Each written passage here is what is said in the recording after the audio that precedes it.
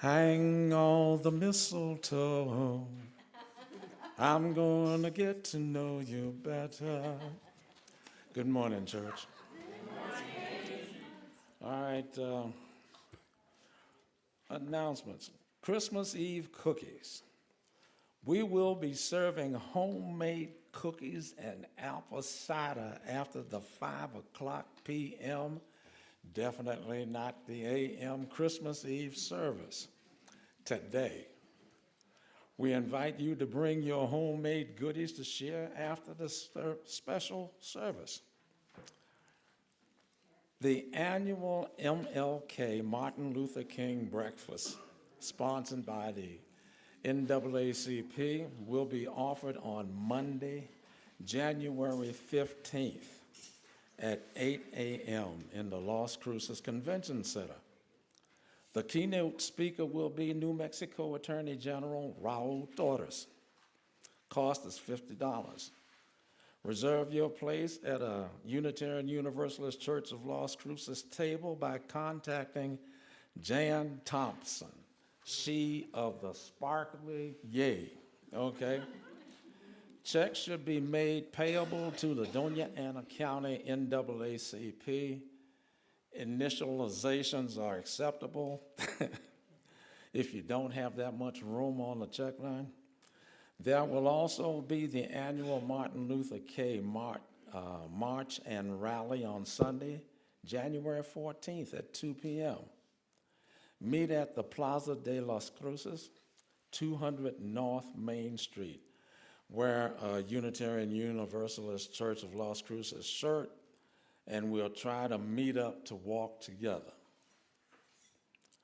Change for Change. Please submit nominations for our next Change for Change competition. The Social Justice Committee invites members and friends of our church to make nominations of local organizations which will receive donations made to our Change for Change offerings for the period April 1st of 2024 through March 31st of 2025. 4, FOUR, 4, local Las Cruces or Doña Ana County charitable organizations will be selected. The deadline for submissions is Friday, March 1st, 2024. Selections will be made on Sunday, March 17th of 2024. Have to keep reminding you what the next year is going to be. All right? If you want to nominate one or more of your favorite local charities, please contact David Rice. He gives an email address in the order of service there, if you have it, and his telephone number. It's a voice or text to obtain complete details expected of a nomination. Finally, I have to remind everyone to silence your telephones. Or as Catherine says, please put them in worship mode. Okay? Catherine.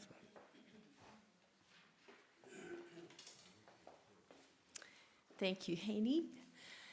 Good morning. Good morning. It's great to see you all today. I'm Catherine Massey, Director of Music, and we're going to sing some carols today. I hope it's okay with you. We're going to begin with Joy to the World. The words will be on the monitor. I invite you to rise in body or spirit as we sing together.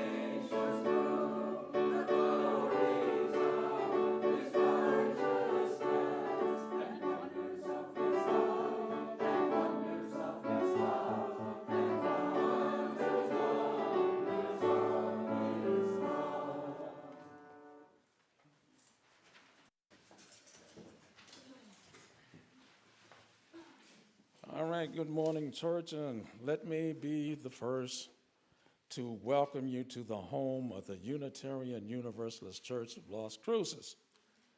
We welcome those of you who are in the sanctuary this morning, and I don't see any children, and especially the children at heart. All right, and those who are joining us via streaming technology.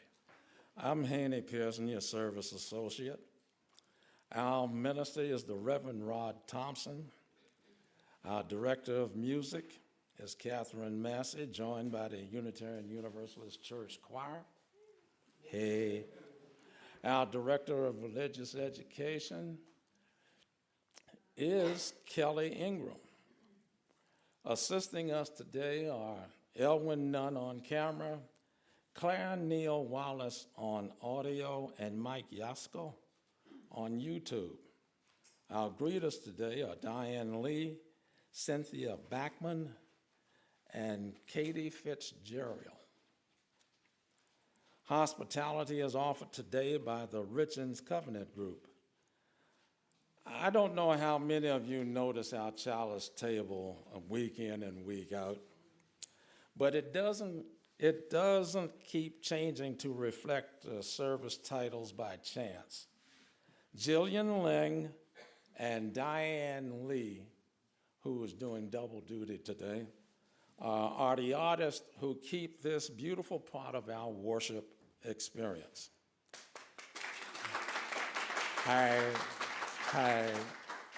And we are all delighted to be with you today. Unitarian Universalism has no creed nor dogma. We are a covenant-based church, meaning that we agree to live in relationship with each other according to the Unitarian Universalist principles and our congregation's covenant of right relations. We embrace diversity in all of its forms, as everyone is welcome here. You can learn more about our church at our website, UUCLC.org. If you just go UUCLC, you'll wind up with Lake County, California. All right, okay. If you are visiting us today, we'd like to meet you.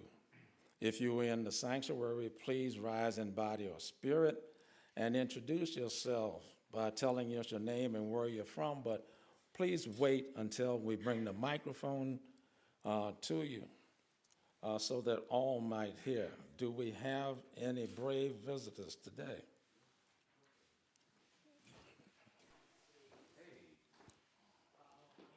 Oh, okay. Wow. Hello. Hi, my name is Roseanne Johnson. I'm not exactly a visitor because I'm back. It's been like 3.5 years since I've been here, and I'm just glad to see you all.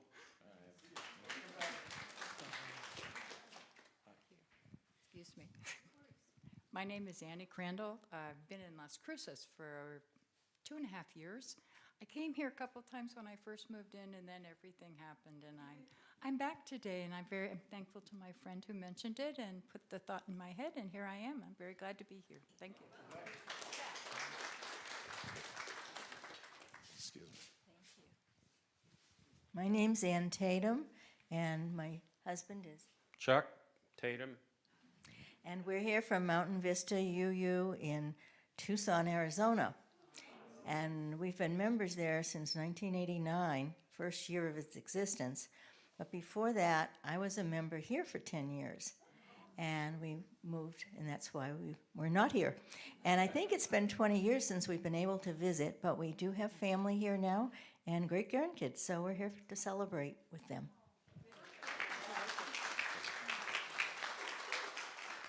All right, thank you. She moved as soon as I got here, right? Because I've been here about 20 years. Did we chase her away? Okay.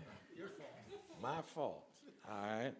I want to apologize for myself and the rest of my family for chasing them away. All right. Oh, Lord. Okay. We want to thank you all for joining us this morning. We are very pleased that you are here. Please fill out a visitor's card in the lobby or send us your email if you are on YouTube so that we may invite you to other services at the church. If you are a shy visitor but are curious about our church, please feel free to fill out a visitor's card in the lobby, and you'll receive the same invitations. And please join us after the service for coffee and conversation outside or inside of the religious education building just down the breezeway. Your choice. But, yeah. We're Unitarians. Coffee is always ready. All right. Come on in and sit down.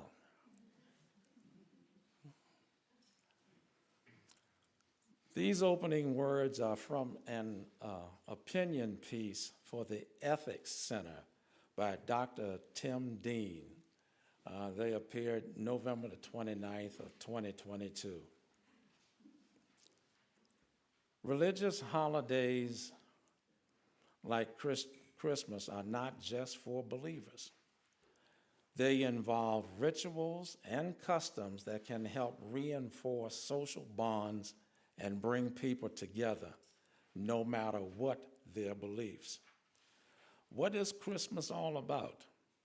On the one hand, it's a traditional Christian religious holiday that celebrates the birth of Jesus Christ, the Son of God. On the other hand, it's a commercial frenzy where people battle crowds in vast shopping centers blanketed in themed decorations to buy disposable trinkets that are destined to be handed over to disappointed relatives, straining but failing to smile with their eyes.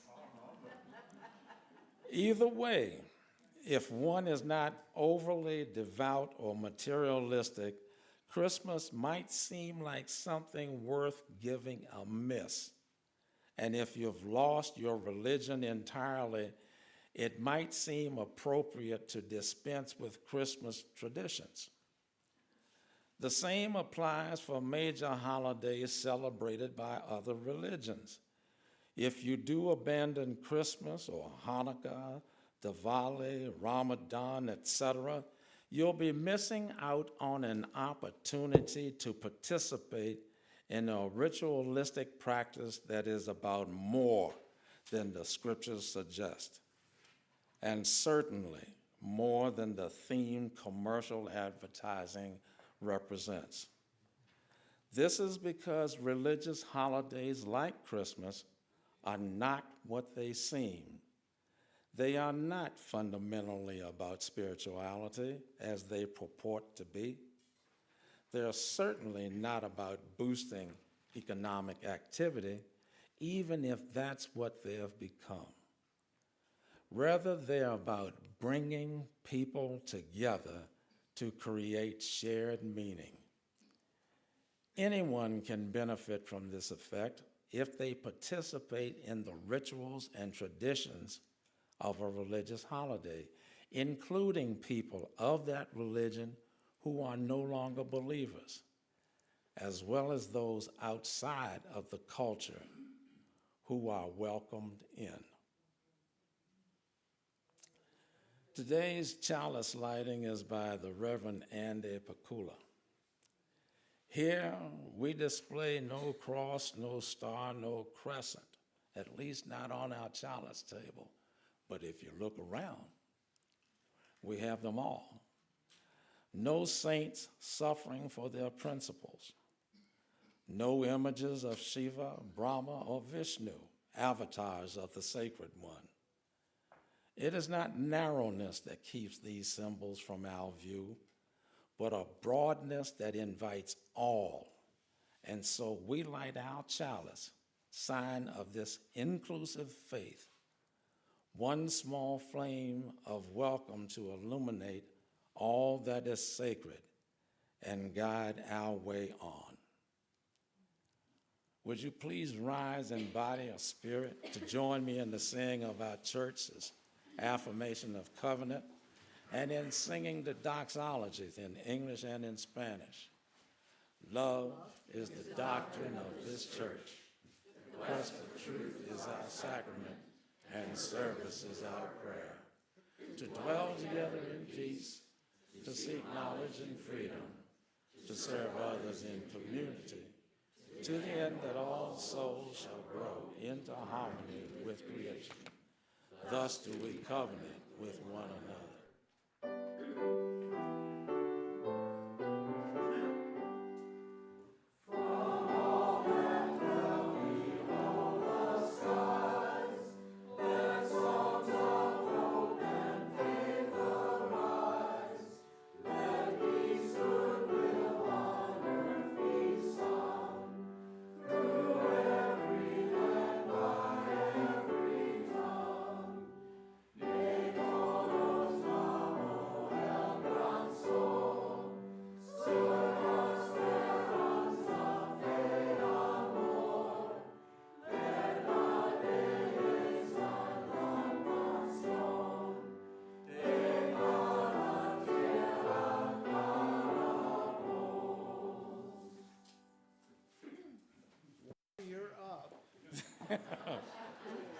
Our opening hymn will be number 244, It Came Upon a Midnight Clear.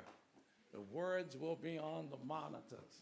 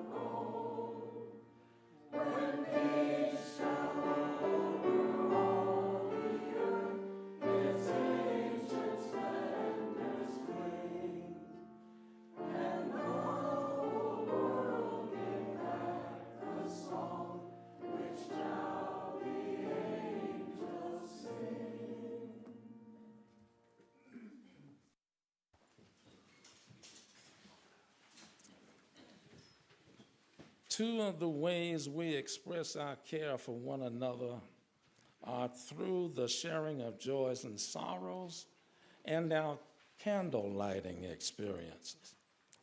Another way we do this is by dropping a stone in the water and silently saying to ourselves the joy, sorrow, or concern that we feel as the music plays.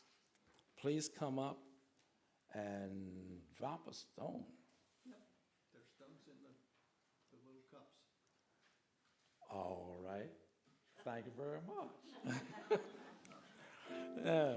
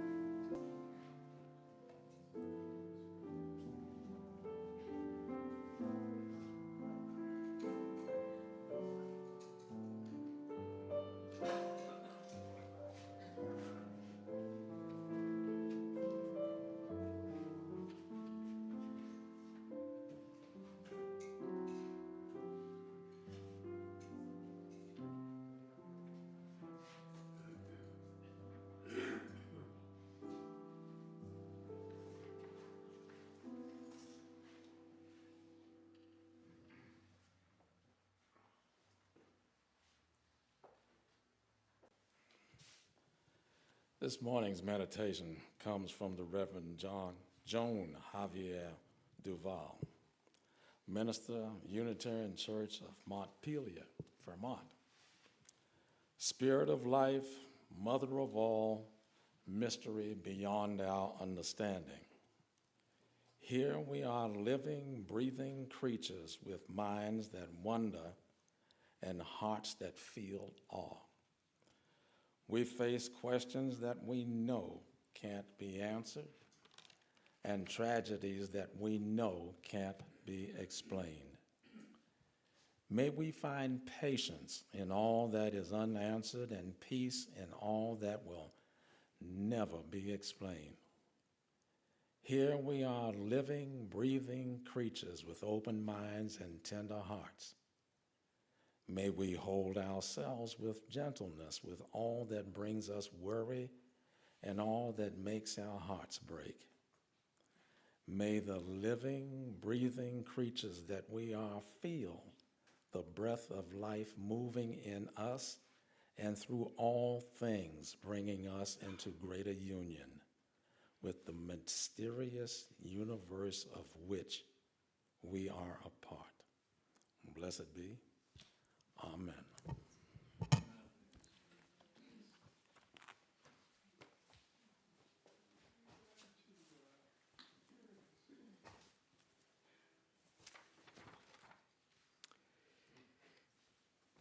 My reading this morning comes from the Reverend Charles Stevens. There are actually two Charles Stevens who have been ministers. I don't know which one this is. Oliver Cromwell once ordered the heathen celebration of Christmas ended in England.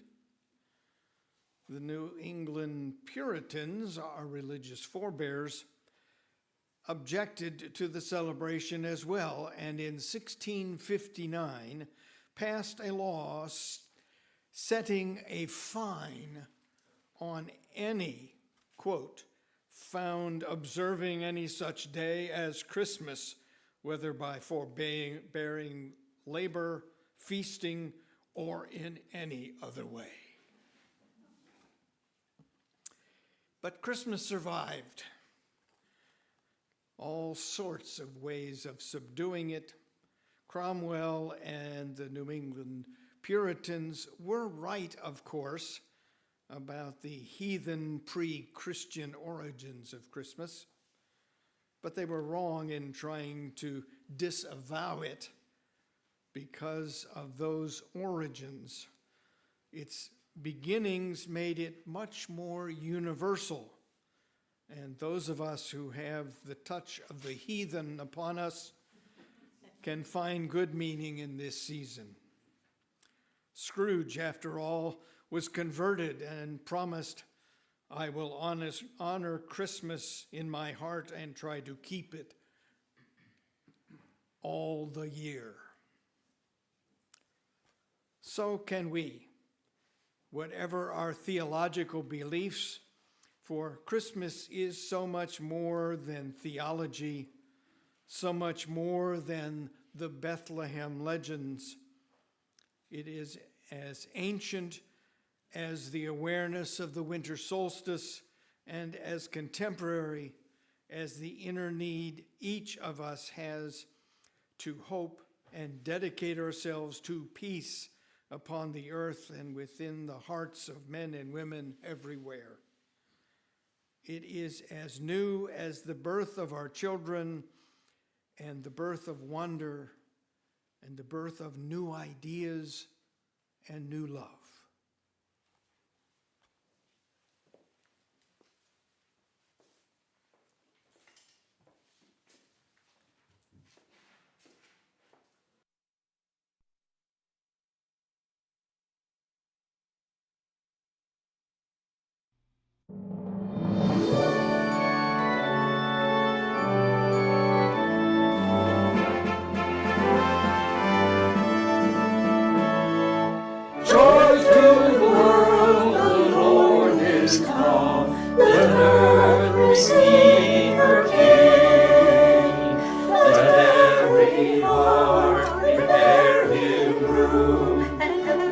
Just heaven and nature sing, just heaven and nature sing, and heaven and nature sing.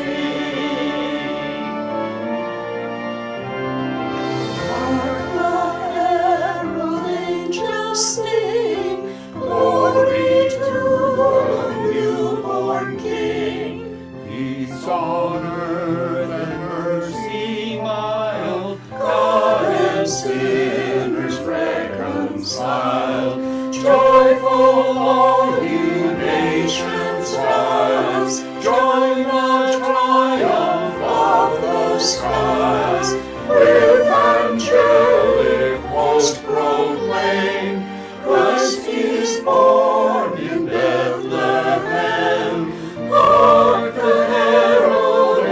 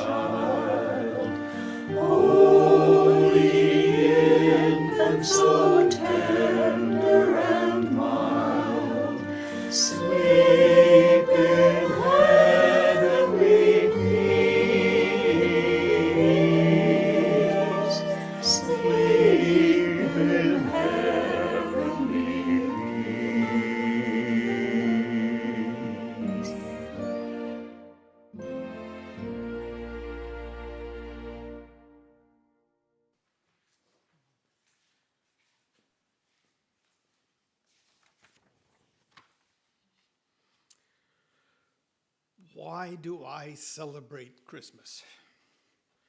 To answer that question, I was going to spend some time this morning talking about how much Christmas relied on the existing religions of the day, both Judaism and the Roman worship of Mithra, whose birthday just happens to be December 25th. I had pages and pages of history and proof of the pagan origins of Christmas that explained why I, as a religious humanist and a Unitarian Universalist, still celebrate Christmas. But as I sat in my office amidst preparations for these Christmas Eve services, with one of my favorite YouTube channels playing Christmas music in the background, I sat there trying to figure out what I see when I look at Christmas. Then I threw it all away. Did I hear a oh? This is only page 2. I started remembering Christmas in the family and community where I grew up. If you'll indulge me, I wanted to share a couple of my memories. The most embarrassing one was my brother and I shared bunk beds. Since I was the oldest, I got to have the top bunk bed. And one Christmas, in the middle of the night, even after Mom and Dad had gone to bed, it was very quiet, I decided I'm going to go downstairs and look. Usually I went up the steps to the second floor, facing the bed. For some reason, I decided to go the other way down. My foot slipped, boom, boom, boom, boom. Woke everybody up. I didn't go downstairs after all. Though many of my friends had electric trains around their tree, the Lionel was the main source of those. We couldn't afford them. We had Marx trains.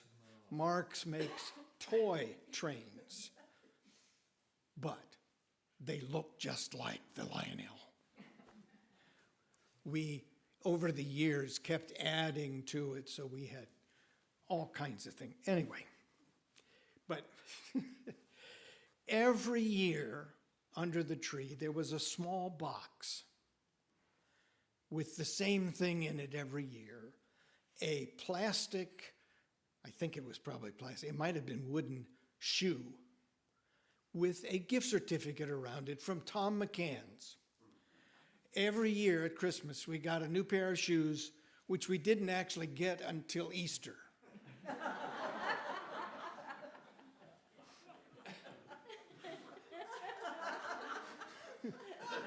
Hey, we got them, I guess. Even though we knew it was coming, it was always a disappointment when we opened that package, and there it was.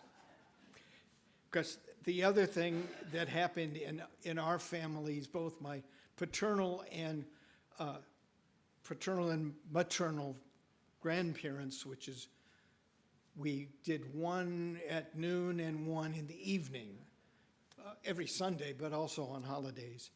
And opening gifts was a ritual, one at a time around the circle. No matter how big the pile was, one at a time around the circle. I'm sure you have memories similar or maybe very different from mine. Memories of Christmas, of Hanukkah, of solstice celebrations. And then I thought of how different our celebrations and traditions were as adults. That was one of the challenges that all blended families tackle as we try to do holidays with two different traditions.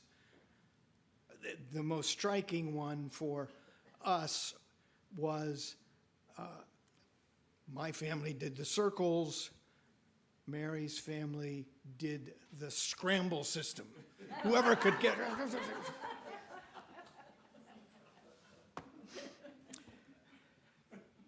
all that has influenced how I, as a religious humanist and Unitarian Universalist, celebrate Christmas. Maybe for your experience as well. Then I thought of how place contributes to what Christmas is supposed to look like, or sound like, or feel like, or smell like. I grew up in Ohio. For us, Christmas meant snow and cold. They still have about 4 inches of snow on the ground now, so it's probably a white Christmas. It was easy for us to believe in the bleak midwinter. But December, at the end of December, is still not the midwinter. But that's what the song says. It was easy for us to dream of a white Christmas and sled rides and enjoying hot chocolate after caroling in the snow. But I also lived for 3 years in the Panama Canal Zone, in the tropics. They shipped our trees in a ship. We went to one of the zone's big hangars and kicked around we selected a tree in our shorts and t-shirts. And then we took one home and tried to replicate an Ohio snowy Christmas. One of the other grand memories for me from the Canal Zone, I was the associate minister of the Balboa Union Church in the Balboa, the Canal Zone. And we had candlelight services, as did all churches all over the world. At the end, however, we would take our candles, go out the front doors, and place our candles on the concrete, whatever you call, the sides of the steps, all the way down to the street. It was beautiful, looked wonderful. And it actually started during World War II, even under blackout conditions. They got special permission to put the candles out after the service.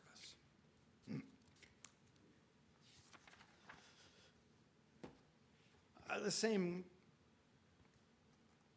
wondering about how Christmas happens in other places. In Australia, it's summertime while we're having Christmas, or they're having Christmas as well. Or in Augusta, Georgia, where I spent 7 years, or North Carolina, where we were twice, where even though there are still a few of our leaves falling, there was almost the midst of fall there at Christmas time.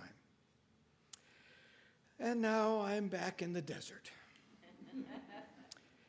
where the setting is not supposed to be the same as it is in Ohio.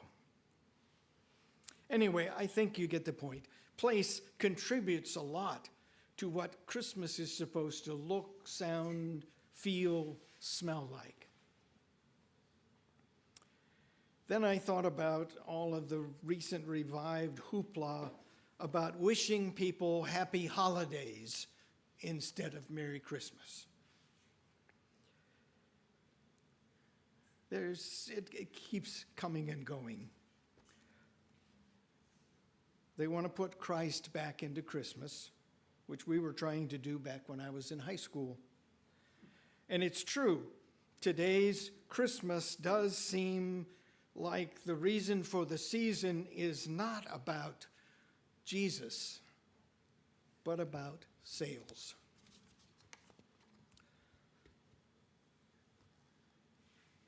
Even on most of the Sirius XM Christmas channels, most of the Christmas music has very little to do with the baby in the manger. There are songs about snow and chestnuts, snowmen who dance around, and Jingle Bell Rock. Want to add that to your repertoire? Or about Santa and Rudolph, the sleigh rides, and chipmunks. And even the current pop Christmas songs, even country. It's more about who is there for Christmas and who is not there for Christmas, and doesn't seem to celebrate Jesus' birth at all. The irony is that Unitarian Universalists seem to be focusing more on the meaning of Christmas, the Jesus message, than those who are upset about using happy holidays greetings. Without Unitarian Universalists, there might not be as much focus on Christmas as there is. Both Unitarians and Universalists broke with the Puritans and began enjoying the joy and celebration of Christmas. After all, it was a Unitarian Universalist who introduced the Christmas tree, Charles Follen, or a UU who wrote Jingle Bells, James Pierpont, and UUs who wrote many of our carols, one of which we just sang.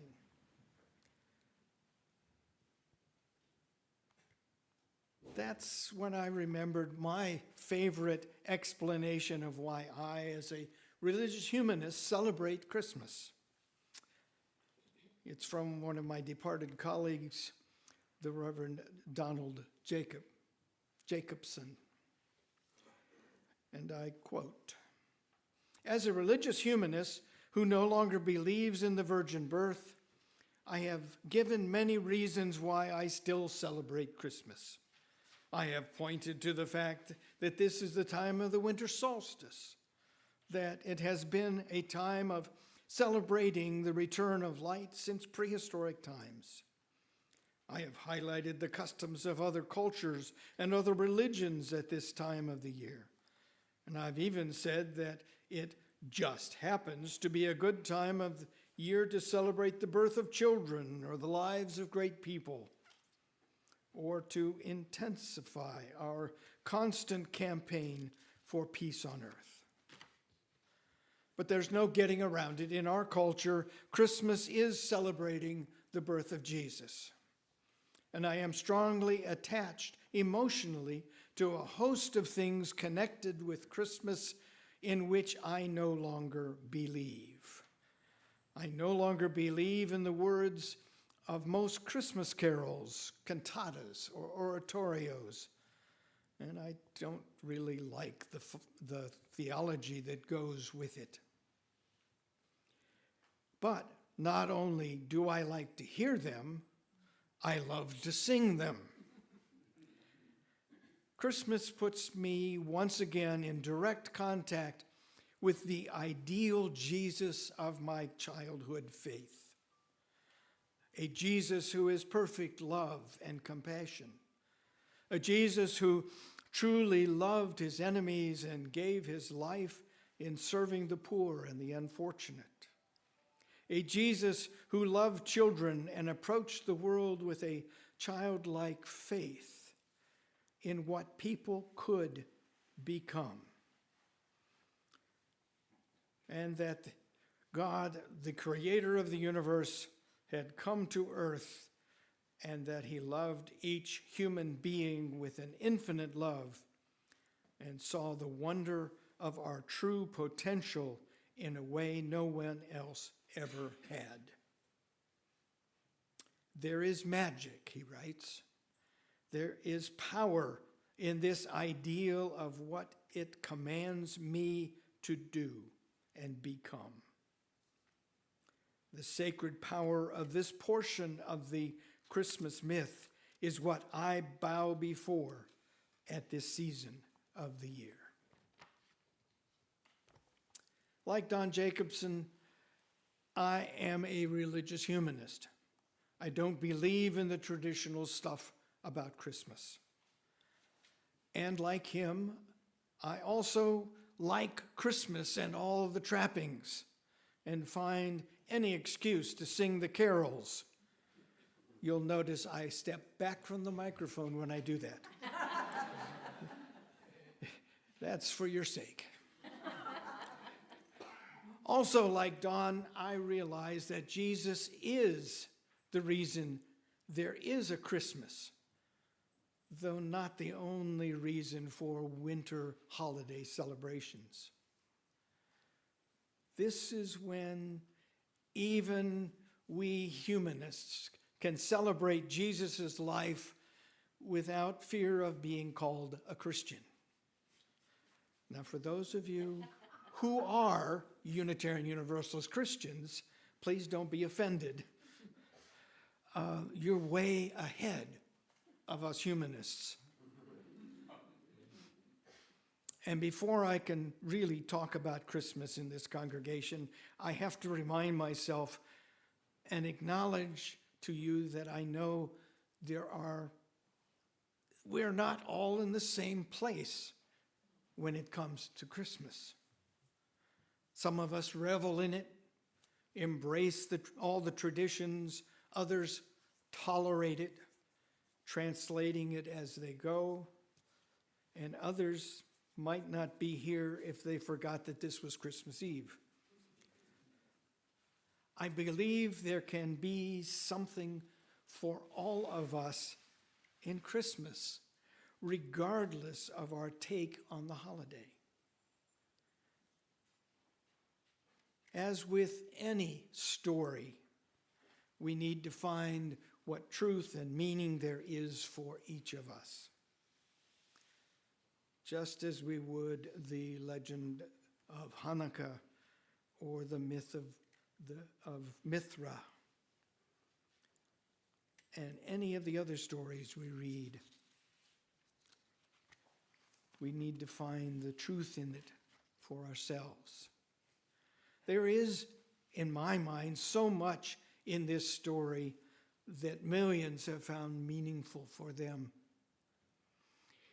There is the message of hope, just as the seasons are turning. That's the reason Jesus' birth was put there. There is a message of warmth, just when we know winter is here, giving us an excuse to gather in groups of friends and family where we share our warmth with each other. There is a message of light in the darkness. All of these festivals have light at the core. And there is a message there of love and community.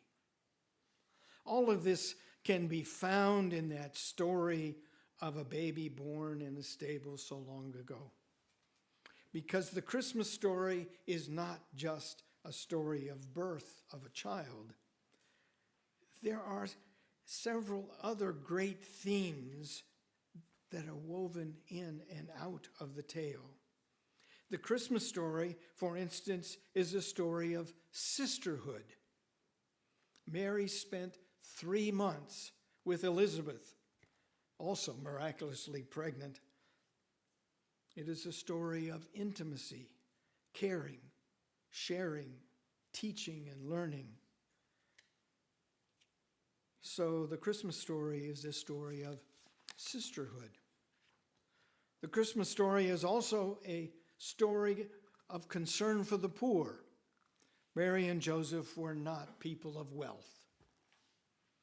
The Magi came seeking a king, a newborn king.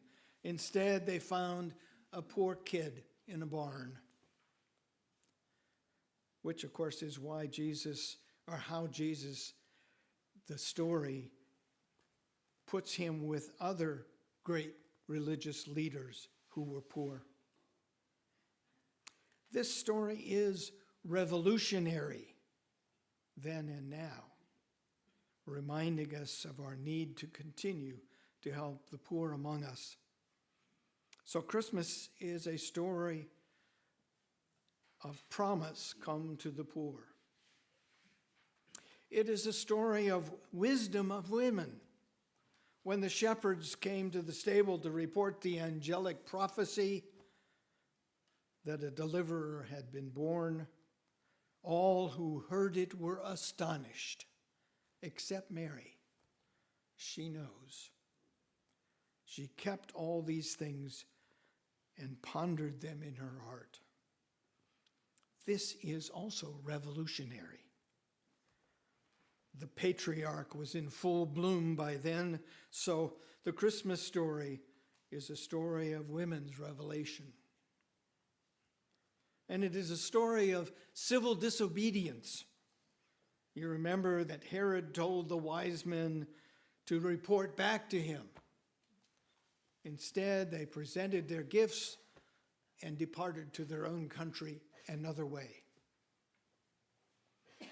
which also makes this a story of exile and triumph. With Herod out to get their child, Mary and Joseph head for Egypt, where they stayed until Herod's death. So Christmas is also a story of defiance and courage. It's important to read this story, not to read this story too narrowly, but rather to feel its texture and discern its breadth and depth. It is indeed the bearer of many messages. May more and more of them be disclosed to us. You see, I don't have to accept the biblical story as fact and history, realizing that there is a need for hope and love in the world, realizing that there is a need for light and warmth. If Christmas can offer that, I'll embrace it. For those of you who are theists or Christians who feel a profound message in this Christmas story, who find great comfort and affirmation in the incarnation, the divine interacting directly in the world, may you have a blessed Christmas season. You already have a reason to celebrate and sing. For the rest of us, for me, I need to be reminded that I don't have to believe literally in the virgin birth to celebrate all births, to affirm the inherent worth and dignity of every person. That I don't have to believe literally in a miraculous star announcing a unique birth, to affirm the uniqueness of every person and remember our commitment to acceptance of one another. I don't have to believe literally in the wise men who sought for a newborn king to make my own free and responsible search for truth and meaning. That I don't have to believe literally in angels who sing of peace on earth, goodwill to all, to make a goal of world community with peace, liberty, and justice for all. That I don't have to believe literally in the manger as the humblest of birthplaces, to remember my own birth on the poor side of town, and to be reminded to treat others with justice, equity, and compassion. That I don't have to believe literally in any of these or the hundreds of other trappings added to the story to remember that hope, warmth, light, love are alive in this Christmas story, already part of our lives, just as we are all part of the interdependent web. So you see, I do believe in Christmas, maybe more than some more traditional folks, because I can appreciate the original message and meanings there before all of the trappings were added. So I can echo Reverend Jacobson's words, there is magic, there is power in this ideal and in what it commands me to become. The sacred power of this portion of the religious myth, the Christmas myth, is that I too bow before it at this season of the year. And it is why I continue to celebrate Christmas. May it be so for you as well. Merry Christmas. Happy holidays. Be well and blessed be. Since I sent Haney back to the back row where he will assist the choir. Never mind. I would like to invite you at this point to share gifts with this congregation, which depends upon your gifts for its mission primarily. So as the ushers come forward, no, they aren't ushers, they're greeters, my apologies. The choir will serenade us.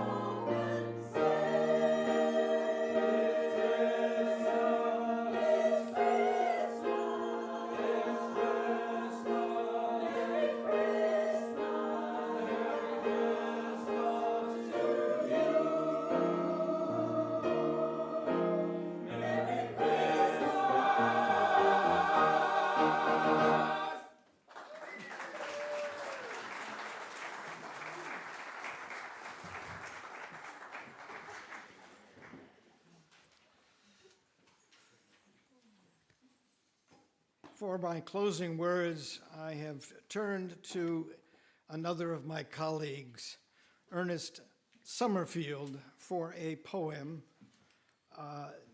Some of his rhymes are a little questionable, but I will read it as he wrote it.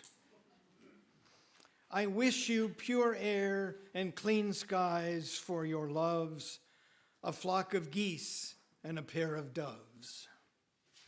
I wish you trees and grass and crystal water, rainbows, cumulus clouds, and laughter. I wish you silent nights, white snow, cranberries, evergreens, and a bowl of cherries. I wish you appetite, zest, and red apples, a hearth and wood from maples. I wish you poems, relief from care, a Bach suite and an Ellington air. I wish you thoughts, pleasant surprises, study and lofty surmises.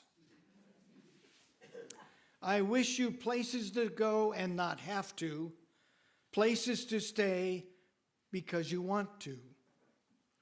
I wish you daily bread and daily work, a bottle of wine and a bright red shirt.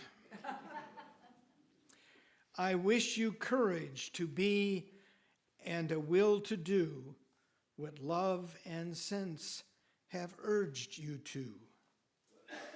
I wish you knew carols and a spray of cliches, a dog or cat, and a ride in a very old sleigh.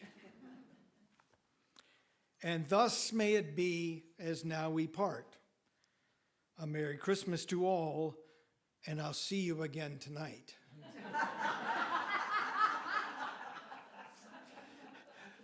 With that, I think I'm going to invite you to stand in body or spirit and sing Angels We Have Heard on High. Much easier to hit those high notes.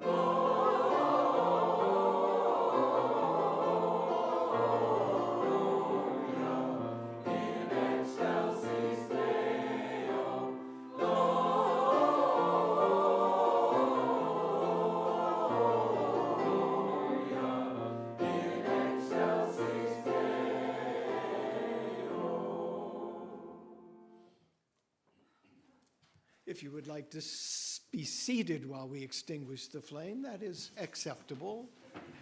And then you'll be seated for the postlude. We extinguish this flame, but not the light of truth, the warmth of community,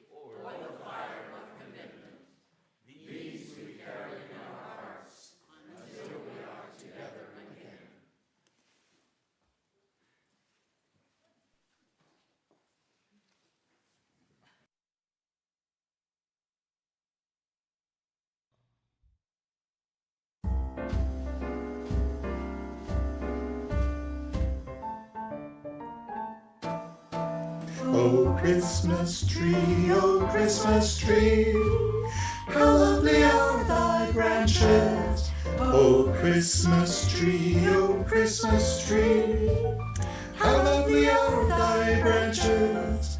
Not only green when summer glows, but in the winter when it snows. Oh, Christmas tree, oh, Christmas tree, how lovely are thy branches. Do-ba-do-do-do-ba-do-do-do. Day-o, a merry, merry Christmas. Do-do-do-do-do-do.